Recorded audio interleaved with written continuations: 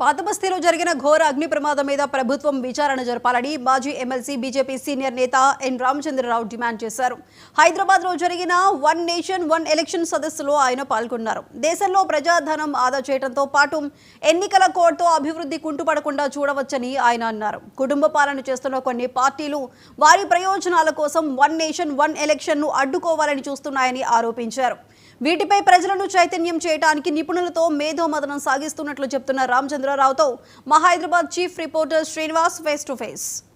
Professionals for one nation one election ఆధ్వర్యంలో ఈరోజు ఒక సదస్సు జరిగింది. ఈ సదస్సులో ఎవరు పాల్గొన్నారు, ఏం చర్చించారు, ఏమి కంక్లూజన్ వచ్చింది అనే వివరాలపై మాట్లాడేందుకు మనతో మాజీ ఎమ్మెల్సీ ఎన్ రామచంద్రరావు మనతో ఉన్నారు. వారిని మాట్లాడించే ప్రయత్నం చేద్దాం. రామచంద్రరావు గారు చెప్పండి, professionals one nation one election కోసం ఏర్పడిన ఒక వేదిక వచ్చిన ప్రొఫెషనల్స్ ఏం చర్చించారు, ఏం కంక్లూజన్కి వచ్చారు?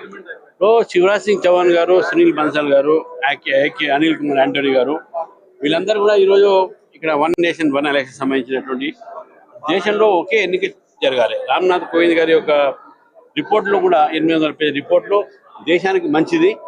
ఒకే ఎలక్షన్ జరిగితే పార్లమెంటు, అసెంబ్లీ, తర్వాత లోకల్ బాడీస్ కూడా 100 రోజుల్లో పూర్తి చేస్తే ఇది చాలా పెద్ద మన దేశానికి నిధులు ఆదాయం అవుతుంది. దీంతో కొన్ని అభివృద్ధి కార్యక్రమాలు చేయొచ్చు. సో ఎప్పుడు ఎలక్షన్స్ వస్తే ఏమైందంటే మోరల్ కోడ్ ఆఫ్ కాండక్ట్, దాంతో ప్రభుత్వాలు నిర్ణయాలు తీసుకోలేరు. దాన్ని పాలసీ పెరాలిసిస్ అంటాం. ఈ పాలసీ పెరాలిసిస్ ని మనం అధిగమించడానికి, దేశం అభివృద్ధి మార్గంలో పోవడానికి 1.5% ఆఫ్ జీడిపి అంటే దాదాపు 5 లక్షల కోట్ల రూపాయలు కేవలం ఎన్నికలపైన ఖర్చు ఎన్నికలను పెట్టి ఇవన్నీ కూడా మనకు ఆదా జరుగుతుంది. కాబట్టి దీన్ని ఈ యొక్క ఎలక్షన్స్ లో ఇవన్నీ కూడా ఒక వృధా అవుతుంది ధనము. ఇంత ప్రయోజనాలు ఇంత పెద్ద ఎత్తున ప్రయోజనం దాగి ఉన్నటువంటి ఈ వన్ నేషన్ వన్ ఎలక్షన్ లో సహకరించకుండా విపక్షాలు వివిధ రూపాల్లో ఆరోపణలు ఏవైతున్నాయి, ఎట్లా దీన్ని ముందుకు తీసుకెళ్తారు? మేము అదే అంటున్నాం. విపక్షాలని కూడా వాళ్ళ స్వార్థం ఉంది, వాళ్ళ కుటుంబ పాలన కోసము, వాళ్ళ ఒక పబ్బం గడపడానికి ఈ ఒకేసారి ఎన్నికలు వాళ్ళు తీసుకొని రావట్లేదు. మనం ఇక్కడ చూసాము, ఆంధ్రప్రదేశ్లో అసెంబ్లీ పార్లమెంట్ ఒకేసారి ఉంది. ఇక్కడ కేసీఆర్ ప్రభుత్వం ఏం చేసినప్పుడు అసెంబ్లీ వేరే, పార్లమెంట్ వేరే పెట్టింది. ఎందుకంటే వాళ్ళు నష్టమవుతుందని చెప్పి వాళ్ళ రాజకీయం కోసము తరచుగా ఎన్నికలు తీసుకుని వస్తున్నారు. అదే కాకుండా ముఖ్యంగా దేశవ్యాప్తంగా కూడా 1967 వరకు ఒకేసారి ఎలక్షన్ జరుగుతుండే. ఇప్పుడు ఎందుకు మార్పు వచ్చింది? ఎందుకంటే కాంగ్రెస్ పార్టీ దేశానికి ద్రోహం చేసింది.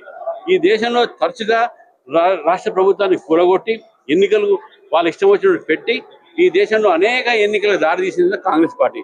కాబట్టి వీటన్నిటి కూడా మనం దూరం పెట్టడానికి, మంచిగా భారతదేశం ఎదగడానికి 2047లో వికసిత్ భారత్గా ఉండి ప్రపంచంలో మొదటి స్థానంలో ఆర్థికంగా ఉండాలనే ప్రయత్నంలో ఇది ఒక భాగం. చార్మినార్ మీర్ చౌక్ లో ఘోర అగ్ని ప్రమాదం జరిగింది. దాదాపు 17 మంది మృతి చెందారు. దీంట్లో ప్రధానంగా అగ్నిమాపక శాఖ సకాలంలో రాకపోవడం, వచ్చిన అగ్నిమాపక శాఖ ఫైర్ ఇంజన్లకు నీళ్లు లేకపోవడం, ఇతర సామాగ్రి లేకపోవడం వల్లనే పెద్ద నష్టం జరిగిందని కుటుంబ సభ్యులు ఆరోపిస్తున్నారు. దీన్ని ఎట్లా చూస్తారు? ఇది చాలా ఒక పెద్ద మిషాప్, ఒక దుర్ఘటన జరిగేది లేకుంటే మృత్యులందరూ కూడా నేను నా ఒక ప్రగాఢ సంతాపం తెలుపుతా ఉన్నాను. ఇది ఎవరి తప్పు ఉన్నా సరే దాని మీద ప్రభుత్వం ఎంక్వైరీ చేసి దాని మీద ఎవరిదైనా తప్పు ఉన్నది, మానవత తప్పు ఉందంటే తప్పకుండా దాని మీద యాక్షన్ తీసుకోవాల్సిన అవసరం ఉంది. అయినప్పుడు కూడా ప్రభుత్వం కొద్దిగా అప్రమత్తంగా ఉండాలి.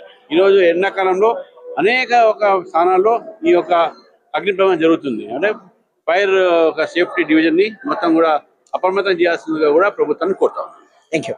ఇది మొత్తం మీద వన్ నేషన్ వన్ ఎలక్షన్ ద్వారా ఎన్నో నిధులు ప్రజా ధనం ఆదా అవుతుంది. దీనివల్ల అభివృద్ధి ముందుకు వెళ్తా ఉంది. అదే కొన్ని ప్రతిపక్షాలు కుటుంబ పాలన సాగిస్తున్నటువంటి కొన్ని పార్టీలు దీన్ని వ్యతిరేకిస్తున్నాయి తప్ప దేశ ప్రజల ప్రయోజనాలను దృష్టిలో పెట్టుకోవడం లేదు.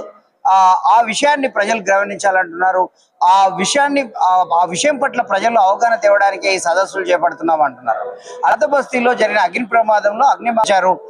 దీన్ని ప్రభుత్వం ఎంక్వైరీ చేయాలి, దీంట్లో దోషులను శిక్షించాలని కూడా మాజీ MLC N Ramachandra Rao BJP senior నేత చెప్తున్న పరిస్థితి. వీడియో జర్నలిస్ట్ రసూల్తో శ్రీనివాస్, 99 టీవీ, హైదరాబాద్ నుంచి.